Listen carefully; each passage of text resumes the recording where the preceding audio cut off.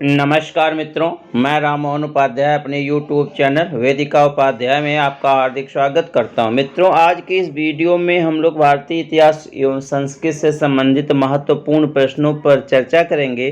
सभी प्रश्न आपकी आगामी परीक्षाओं government degree college assistant professor history, government inter college lecturer history, LT gate social science, PGT history, TGT social science सहित सभी परीक्षाओं के लिए काफ़ी महत्वपूर्ण है। हिस्ट्री टेस्ट सीरीज श्रृंखला की यह नवी वीडियो है और इसमें सभी प्रश्न काफ़ी महत्वपूर्ण है, परीक्षाओं के दृष्टि से काफ़ी उपयोगी हैं। तो अगला प्रश्न हम देखते हैं। इसमें पत्नी विहीन पुरुष यज्ञ करने का अधिकारी नहीं होता का वर्णन मिलता है। तो इसका सही आंसर होगा तैत्तिरीय ब्राह्मण। विकल्प बी हमारा सही आंसर है। तैत्तिरीय ब्राह्मण में कहा गया पत्नी से विहीन पुरुष जो होता है वह यज्ञ करने का अधिकारी नहीं होता है। तैत्तिरीय ब्राह्मण, जैसा कि ऊपर चर्चा हुई है, तैत्तिरीय ब्राह्मण जो है यजुर्वेद का एक प्रसिद्ध ब्राह्मण ग्रंथ है। तो विकल्प बी हमारा सही आंसर है। अगला प्रश्न है, वराह अवतार का उल्लेख मिलता है। तो वराह अवतार का जो स्पष्ट संकेत आपका तैत्तिरीय ब्राह्मण में मिलता है। विकल्प डी हमारा सही आंसर है। अगला प्रश्न है, सर्वप्रथम किस ब्राह्मण ग्रंथ में क्षत्रियों के दो वर्ग बताए गए। तो क्षत्रियों के दो वर्ग जो सर्वप्रथम तैत्तिरीय ब्राह्मण में ही बताए गए। विकल्प बी हमारा सही आंसर है। तैत्तिरीय ब्राह्मण में बताया गया है कि राज्य करने वाले जो क्षत्रिय उनको राजपुत्र कहा जाता है, उनको राजपुत्र कहा जाता है, तथा राज्य करने के जो अनाधिकारी क्षत्रिय होते थे उनको उग्र कहा जाता। तो राजपुत्र और उग्र दो वर्गों में सर्वप्रथम तैत्तिरीय ब्राह्मण में ही क्षत्रियों को विभाजित किया गया है। तो विकल्प बी हमारा सही आंसर है। मित्रों, आगे बढ़ने से पूर्व आपसे अनुरोध है, वीडियो को देखने के पश्चात चैनल को सब्सक्राइब, वीडियो को लाइक एवं शेयर अवश्य करें। साथ ही साथ बेल आइकन भी प्रेस करें जिसके माध्यम से आने वाले वीडियो का नोटिफिकेशन आपको समय से प्राप्त हो जाए। किस ब्राह्मण ग्रंथ में सामवेद को समस्त वेदों में सर्वश्रेष्ठ बताया गया है। तो तैत्तिरीय ब्राह्मण में सामवेद को सर्वश्रेष्ठ ब्राह्मण वेद बताया गया, वेदों में सर्वश्रेष्ठ बताया गया है। तो विकल्प बी हमारा सही आंसर है। अगला प्रश्न है, किस ब्राह्मण ग्रंथ में नारी को श्री कहा गया है एवं उसे यज्ञोपवीत धारण करने का अधिकार दिया गया है। तो आपका जो है तैत्तिरीय ब्राह्मण में नारी को श्री कहा गया है एवं उसे यज्ञोपवीत धारण करने का अधिकार दिया गया है। तो विकल्प सी हमारा सही आंसर है। अगला प्रश्न है, सर्वप्रथम यज्ञोपवीत एवं उसके महत्व का विवरण मिलता है। तो सर्वप्रथम यज्ञोपवीत एवं उसके महत्व का विवरण तैत्तिरीय ब्राह्मण में मिलता है। विकल्प डी हमारा सही आंसर है। अगला प्रश्न है, अनंता व वेदा, वेद अनंत हैं, अनंता व वेदा अर्थात वेद अनंत का उल्लेख मिलता है। तो इसका उल्लेख भी आपका तैत्तिरीय संहिता में मिलता है। विकल्प ए हमारा सही आंसर तैत्तिरीय ब्राह्मण में कहा गया है। और इसमें जो है इसका एक आख्यान उसको कहते हैं भारद्वाज आख्यान। भारद्वाज आख्यान, भारद्वाज आख्यान में जो है इंद्र ने भारद्वाज ऋषि को ज्ञान दिया था। किसके द्वारा ज्ञान दिया गया? भारद्वाज ऋषि को इंद्र के द्वारा दिया गया। अनंता व वेदा अर्थात वेद अनंत हैं। तो विकल्प ए हमारा सही आंसर है। अगला प्रश्न है, निम्नलिखित में से कौन सा कथन सही है। तो यहाँ पे हमें सही कथन का चुनाव करना है। तो पहला विकल्प है इसमें, तैत्तिरीय संहिता के प्राचीनतम भाष्यकार भट्ट भास्कर मिश्र थे। तैत्तिरीय संहिता के प्राचीनतम भाष्यकार कौन थे? भट्ट भास्कर मिश्र। तो विकल्प ए हमारा सही आंसर। विकल्प बी है, शतपथ ब्राह्मण के लेखक याज्ञवल्क्य थे। यह विकल्प भी हमारा सही है। और विकल्प सी है, शतपथ ब्राह्मण के प्राचीनतम भाष्य, यहाँ पे भास्कर हो गया, भाष्यकार होना चाहिए, भाष्यकार हरिस्वामी थे। तो ए विकल्प भी हमारा सही है। तो विकल्प ए बी सी तीनों सही। तो विकल्प डी उपर्युक्त सभी हमारा सही आंसर होगा। अगला प्रश्न है, शतपथ ब्राह्मण में कुल कितने अध्याय हैं? तो शतपथ, शतपथ ब्राह्मण में कुल 100 अध्याय हैं। विकल्प ए हमारा सही आंसर है। शतपथ ब्राह्मण किसका ब्राह्मण है? यजुर्वेद का ही ब्राह्मण ग्रंथ है। शतपथ ब्राह्मण कुल कितने कांडों में विभाजित है? तो शतपथ ब्राह्मण में कुल 14 कांड है। विकल्प डी हमारा सही आंसर है। अगला प्रश्न है, निम्नलिखित में से कौन सबसे प्राचीन एवं सबसे बड़ा ब्राह्मण ग्रंथ है? तो सबसे प्राचीन एवं सबसे बड़ा ब्राह्मण ग्रंथ शतपथ ब्राह्मण ग्रंथ है। विकल्प बी हमारा सही आंसर है। अगला प्रश्न है, निम्नलिखित में से किस ब्राह्मण ग्रंथ को लघु वेद के नाम से जाना जाता है? तो लघु वेद के नाम से शतपथ ब्राह्मण को जाना जाता है। विकल्प ए हमारा सही आंसर है। अगला प्रश्न है, निम्नलिखित में से किस ब्राह्मण ग्रंथ को ब्राह्मण साहित्य का मुकुटमणि कहा जाता है? तो ब्राह्मण साहित्य का मुकुटमणि जो है शतपथ ब्राह्मण को कहा जाता है। विकल्प ए हमारा सही आंसर है। अगला प्रश्न है, सही सुमेलित है, तो इसमें पहला विकल्प है राम कथा। तो राम कथा का उल्लेख कहाँ मिलता है? शतपथ ब्राह्मण में राम कथा का उल्लेख मिलता है, सही है। विकल्प बी है विदेथ माधव कथा। तो विदेथ माधव कथा शतपथ ब्राह्मण में ही वर्णित है। विकल्प बी भी हमारा सही है। विकल्प सी है याज्ञवल्क्य मैत्रेयी संवाद। तो याज्ञवल्क्य मैत्रेयी संवाद शतपथ ब्राह्मण में मिलता है। तो विकल्प डी उपर्युक्त सभी हमारा सही आंसर है। अगला प्रश्न है, सही सुमेलित है, तो इसमें पहला विकल्प है जल प्लावन कथा। तो जल प्लावन कथा का उल्लेख कहाँ मिलता है? शतपथ ब्राह्मण में मिलता है। विकल्प ए सही। विकल्प बी है मत्स्यावतार द्वारा 7वें मनु की रक्षा। तो मत्स्यावतार द्वारा 7वें मनु की रक्षा का उल्लेख कहाँ मिलता है? शतपथ ब्राह्मण में मिलता है। विकल्प बी भी सही है। और विकल्प सी है राजा दुष्यंत एवं भरत कथा शतपथ ब्राह्मण में मिलती है। विकल्प बी हमारा सही है। तो विकल्प डी उपर्युक्त सभी हमारा सही आंसर होगा। अगला प्रश्न है, निम्नलिखित में से कौन सुमेलित नहीं है? तो पहला विकल्प है पुरुष मेध यज्ञ का विवरण। तो पुरुष मेध यज्ञ का विवरण शतपथ ब्राह्मण में मिलता है, यह विकल्प सही। विकल्प बी उपनयन संस्कार। तो उपनयन संस्कार का उल्लेख शतपथ ब्राह्मण में मिलता है, यह विकल्प बी सही है। विकल्प सी है हल संबंधी अनुष्ठान का विस्तृत विवरण। तो हल संबंधी अनुष्ठान का विस्तृत विवरण शतपथ ब्राह्मण में मिलता है, यह विकल्प भी हमारा सही है। विकल्प डी है पुनर्जन्म का सिद्धांत। तो पुनर्जन्म का सिद्धांत ऐतरेय ब्राह्मण में नहीं मिलता, बल्कि यह भी शतपथ ब्राह्मण में ही मिलता है। तो विकल्प डी हमारा सही आंसर होगा। अगला प्रश्न है मत्स्य न्याय। मत्स्य न्याय का प्राचीनतम उल्लेख मिलता है। तो मत्स्य न्याय का प्राचीनतम उल्लेख कहाँ मिलता है? शतपथ ब्राह्मण में ही मिलता है। विकल्प बी हमारा सही आंसर है। अगला प्रश्न है विदेशियों का, विदेशी जिसको मलेच्छ कहा जाता था, विदेशियों या मलेच्छों का सबसे पहला उल्लेख मिलता है। प्रश्न बहुत बार परीक्षाओं में पूछा गया है। तो शतपथ ब्राह्मण में विदेशियों या मलेच्छों का उल्लेख सबसे पहले मिलता है। तो विकल्प ए हमारा सही आंसर है। अगला प्रश्न है किस ब्राह्मण ग्रंथ में यज्ञ को श्रेष्ठतम कर्म, संसार का पालक एवं रक्षक तथा विष्णु एवं प्रजापति का रूप बताया गया है? तो किस ब्राह्मण ग्रंथ में यज्ञ को श्रेष्ठतम कर्म, संसार का पालक एवं रक्षक तथा विष्णु एवं प्रजापति का रूप बताया गया है? तो शतपथ ब्राह्मण में ही जो है यज्ञ को श्रेष्ठतम कर्म, संसार का पालक एवं रक्षक तथा विष्णु एवं प्रजापति का रूप बताया गया। विकल्प ए हमारा सही आंसर है। अगला प्रश्न है सर्वप्रथम अस्पृश्य शब्द का उल्लेख जो है, थोड़ा सा अस्पृश्य गलत हो गया। सर्वप्रथम अस्पृश्य शब्द का उल्लेख मिलता है। तो सबसे पहले जो है अस्पृश्य शब्द का उल्लेख या मलेच्छों का उल्लेख, ठीक है, आपका शतपथ ब्राह्मण में मिलता है। विकल्प बी हमारा सही आंसर है।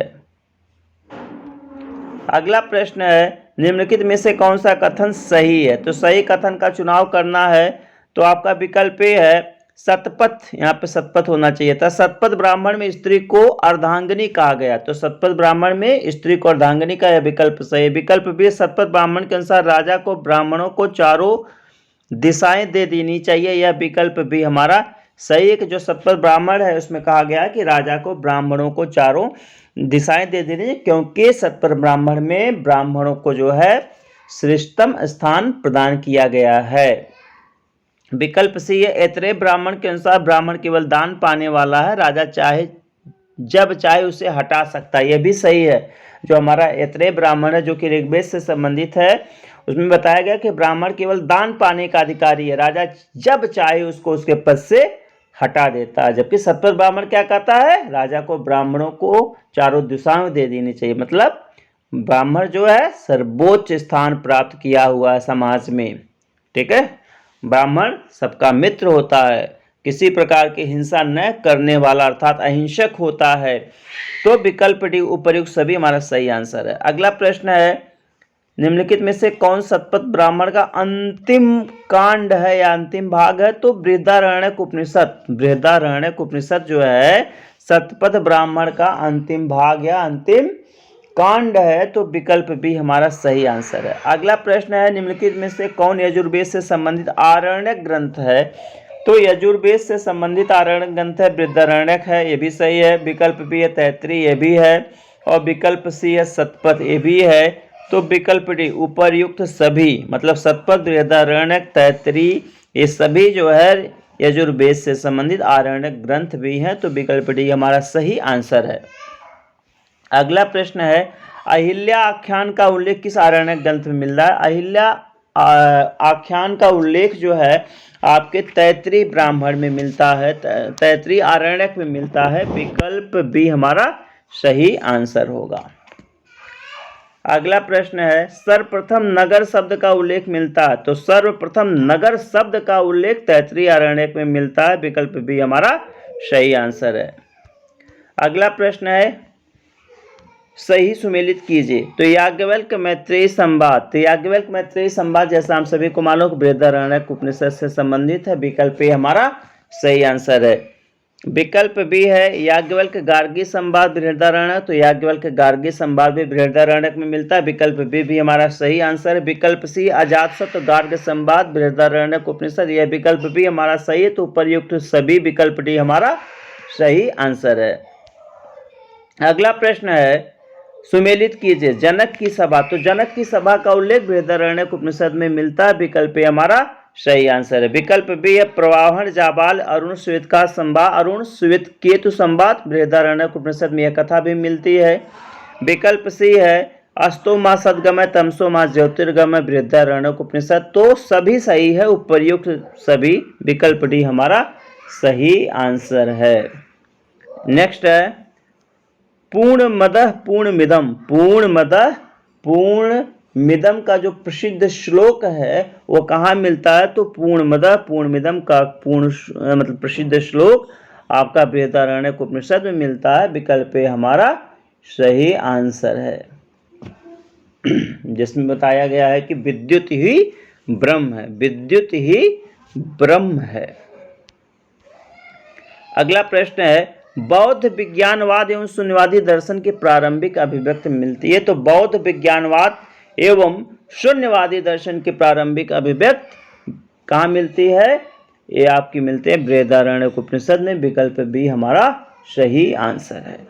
अगला प्रश्न है, निम्नलिखित में से किस उपनिषद में घोड़े के विभिन्न भागों का संबंध ब्रह्मांड से बताया गया है? तो घोड़े के विभिन्न भागों का संबंध जो ब्रह्मांड से बृहदारण्यक उपनिषद में बताया गया है, यह हमारा सही आंसर है। विकल्प बी। अगला प्रश्न है, निम्नलिखित में से कौन सा उपनिषद बुद्ध के अष्टांगिक मार्ग का स्रोत है? तो बुद्ध के अष्टांगिक मार्ग का स्रोत जो है कौन सा उपनिषद है? यह आपका है तैत्तिरीय उपनिषद। कौन सा? तैत्तिरीय उपनिषद बुद्ध के अष्टांगिक मार्ग का स्रोत है। विकल्प ए हमारा सही आंसर है। काफी महत्वपूर्ण प्रश्न है। निम्नलिखित में से कौन तैत्तिरीय उपनिषद का भाग है? तो देखना कौन कौन से तैत्तिरीय उपनिषद के कुल 3 भाग हैं।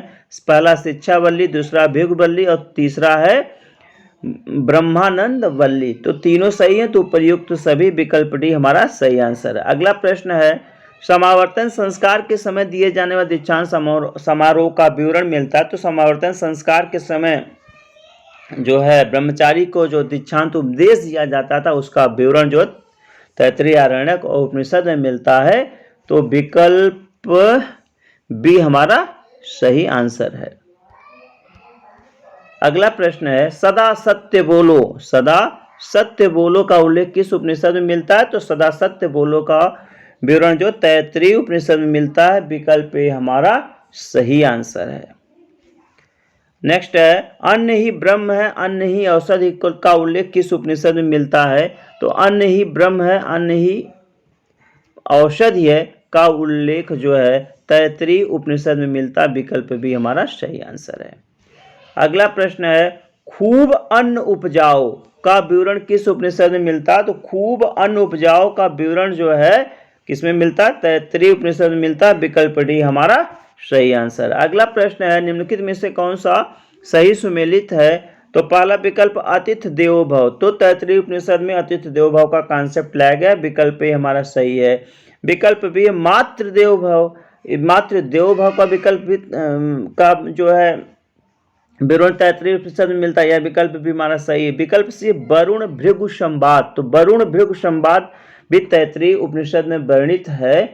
तो विकल्प सी भी हमारा सही है। तो उपर्युक्त सभी विकल्प डी हमारा सही आंसर होगा। अगला प्रश्न है यम नाचिकेता संवाद किस उपनिषद में मिलता है? तो यम नाचिकेता संवाद जो है किस उपनिषद में मिलता है? कठोपनिषद या कठ उपनिषद में मिलता है। विकल्प पे हमारा सही आंसर है। और इसमें यम ने नाचिकेता को ओम एवं आत्मा का महत्व समझाया था। विकल्प पे हमारा सही आंसर है। अगला प्रश्न है यम नाचिकेता संवाद संबंधित है, तो यम नाचिकेता संवाद जो है आत्मा की अमरता से संबंधित है। विकल्प ये हमारा सही आंसर है। विकल्प अगला प्रश्न है उत्तिष्ठत जागृत प्राप्य वरानि बोधत का उल्लेख मिलता है कि यह किस उपनिषद से लिया गया है? तो उत्तिष्ठत जागृत प्राप्य वरानि बोधत, उठो जागो और प्रयास करो, जो स्वामी विवेकानंद का प्रसिद्ध वाक्य है, जो नारा था, उसका विवरण कहाँ मिलता है? तो उसका विवरण भी आपका कठ उपनिषद में मिलता है। विकल्प बी हमारा सही आंसर है। अगला प्रश्न है नेह नानास्ति किंचन किस उपनिषद का शंखनाद है? तो नेह नानास्ति किंचन जो है कठ उपनिषद का शंखनाद है। विकल्प डी हमारा सही आंसर। अगला प्रश्न है किस उपनिषद में कहा गया है कि आत्मा का न तो कभी जन्म होता है और न ही मृत्यु, किस उपनिषद में है? एक सेकंड पूरा क्वेश्चन पढ़ देता हूं। किस उपनिषद में कहा गया आत्मा का न तो कभी जन्म होता है और ना ही मृत्यु, यह अजन्मा एवं अनश्वर है। तो इसका उल्लेख भी आपका कठ उपनिषद में होता है। विकल्प सी हमारा सही आंसर है। अगला प्रश्न है किस उपनिषद में कहा गया है कि न तो आत्मा वेद ज्ञान से मिलती है, ना मेधा से, ना बहुत पुस्तकों को पढ़ने से? तो इसका विवरण भी किससे मिलता है? कठ उपनिषद में मिलता है। विकल्प बी हमारा सही आंसर है। कठ उपनिषद के अनुसार न तो आत्मा वेद ज्ञान से मिलती है, ना मेधा से, न बहुत पुस्तकों को पढ़ने से। अगला प्रश्न है सर्वप्रथम भक्ति का उल्लेख किस उपनिषद में मिलता है? तो सर्वप्रथम भक्ति का उल्लेख श्वेताश्वर उपनिषद में मिलता है। श्वेताश्वर उपनिषद किस वेद से संबंधित है? यजुर्वेद से संबंधित है। ये जितने भी चर्चा ऊपर हो रही है सब यजुर्वेद से ही संबंधित है। तो विकल्प हमारा सही आंसर है। अगला प्रश्न है सर्वप्रथम नवदा भक्ति एवं मोक्ष का उल्लेख या चर्चा मिलती है। तो सर्वप्रथम नवदा भक्ति एवं मोक्ष की चर्चा किसमें मिलती है? श्वेताश्वर उपनिषद में मिलती है। विकल्प सी हमारा सही आंसर है। श्वेताश्वर मतलब होता है श्वेत प्लस अश्व। श्वेत का शाब्दिक अर्थ होता है सफेद और अश्व का अर्थ होता है घोड़ा, मतलब सफेद घोड़ा। इसका बेसिकली अर्थ होता है संसार से पार ले लगाना। अगला प्रश्न है सर्वप्रथम किस उपनिषद में ब्रह्म की प्राप्ति हेतु योग एवं यौगिक क्रियाओं पर बल दिया गया है? तो ब्रह्म की प्राप्ति हेतु योग एवं यौगिक क्रियाओं पर बल जो है कठ उपनिषद में दिया गया। विकल्प पे हमारा श्वेताश्वर उपनिषद में है। इसका सही आंसर है श्वेताश्वर उपनिषद। विकल्प सी हमारा सही आंसर है। अगला प्रश्न है सर्वप्रथम किस उपनिषद में परमात्मा को रुद्र एवं जगत को माया कहा गया? तो परमात्मा को रुद्र एवं जगत को माया जो है यह किस उपनिषद में कहा गया है? आपका श्वेताश्वर उपनिषद है। विकल्प डी हमारा सही आंसर है। अगला प्रश्न है सर्वप्रथम त्रिमूर्ति का उल्लेख किस उपनिषद में मिलता है? तो सर्वप्रथम त्रिमूर्ति का उल्लेख जो है मैत्रायणी या मैत्री उपनिषद में मिलता है। विकल्प सी हमारा सही आंसर है। अगला प्रश्न है सर्वप्रथम नैराश्यवाद के तत्व किस उपनिषद में दिखाई देते हैं? तो सर्वप्रथम नैराश्यवाद के तत्व जो है निराशावाद के तत्व मैत्रायणी उपनिषद में दिखाई देते हैं। विकल्प बी हमारा सही आंसर है।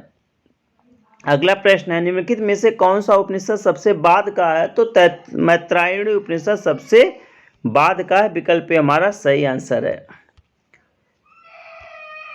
किस उपनिषद में स्त्रियों को जुआ एवं शराब के समान माना गया है? तो मैत्रायणी उपनिषद में स्त्रियों को जुआ एवं शराब के समान माना गया। विकल्प बी हमारा सही आंसर है। अगला प्रश्न है, ईशोपनिषद के संबंध में निम्नलिखित में से कौन सा कथन सही है? तो इसमें पहला है विकल्प ए सही है। ईशोपनिषद सबसे छोटा उपनिषद है, सबसे लघु उपनिषद है। विकल्प हमारा सही आंसर। विकल्प बी है शुक्ल यजुर्वेद का 40वां एवं अंतिम अध्याय है। तो यह भी हमारा जो है सही है कि हमारा ईशोपनिषद है वह शुक्ल यजुर्वेद का 40वां और अंतिम अध्याय है।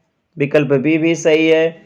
विकल्प सी है सभी उपनिषदों का आधार माना जाता है। ईशोपनिषद को जो है सभी उपनिषदों में प्रथम स्थान प्राप्त है। ईशोपनिषद को सभी उपनिषदों में प्रथम स्थान प्राप्त है, काफी महत्वपूर्ण है और सभी इस उपनिषदों का आधार इसको माना जाता है। गीता में वर्णित निष्काम कर्म का विवरण सबसे पहले किस उपनिषद में मिलता है? तो गीता में वर्णित जो है निष्काम, गीता में वर्णित जो है निष्काम कर्म है उसका विवरण सबसे पहले ईशोपनिषद में ही मिलता है। तो विकल्प ए हमारा सही आंसर है। तो मित्रों, इस वीडियो में हमने भारतीय इतिहास एवं संस्कृति से संबंधित कुछ महत्वपूर्ण प्रश्नों पर चर्चा की। सभी प्रश्न आपकी परीक्षाओं के दृष्टि से काफ़ी महत्वपूर्ण हैं। तो आप लोग इस वीडियो को ध्यानपूर्वक देखिएगा, काफ़ी महत्वपूर्ण प्रश्न हैं, महत्वपूर्ण प्रश्नों की श्रृंखला है। सभी परीक्षाओं के लिए, जो भी परीक्षा आप दे रहे हो जहाँ पे भारतीय इतिहास एवं संस्कृति से संबंधित प्रश्न आएंगे, वहाँ के लिए यह आपके लिए रामबाण है। यह बहुत बड़ी औषध आपके लिए सिद्ध होगी। आप लोग इस वीडियो को ध्यानपूर्वक देखिएगा। वीडियो को पूरा देखने के बाद चैनल को सब्सक्राइब, वीडियो को लाइक एवं शेयर करना न भूलें। आप सभी को पूरा वीडियो देखने के लिए बहुत बहुत धन्यवाद। नमस्कार।